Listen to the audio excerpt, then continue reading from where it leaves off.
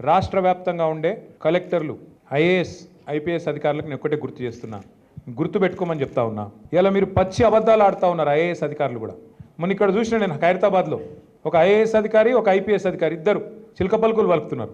ఏమని 10 ఏళ్లలో ఒక్క రేషన్ కార్డు ఇవ్వలే, కాంగ్రెస్ వాళ్ళు మాట్లాడినట్టు మాట్లాడుతున్నారు. నేను వాళ్ళందరికీ ఒకటే చెప్తా ఉన్నా, ఎక్కువ టైం లేదు, 2-2.5 ఏళ్లలో మళ్ళా మేమే వస్తున్నాం.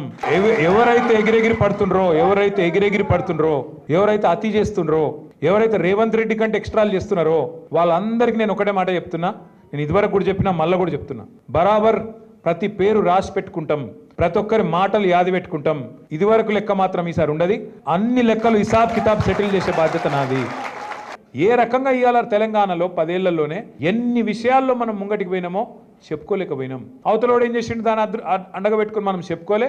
అవతలోడు వచ్చి ఆశ చూపెట్టిండు. కేసీఆర్ 2000 ఇస్తుండా, నేను 4000 ఇస్తా. కేసీఆర్ లగ్గానికి ₹1,00,000 ఇస్తుండా, నేను మీదికెళ్ళి తులం బంగారం ఇస్తా. ఇట్లా కథలు చెప్పే వరకు పాపం నమ్మిండ్రు, నమ్మి ఇవాళ బాధపడతా ఉన్నారు.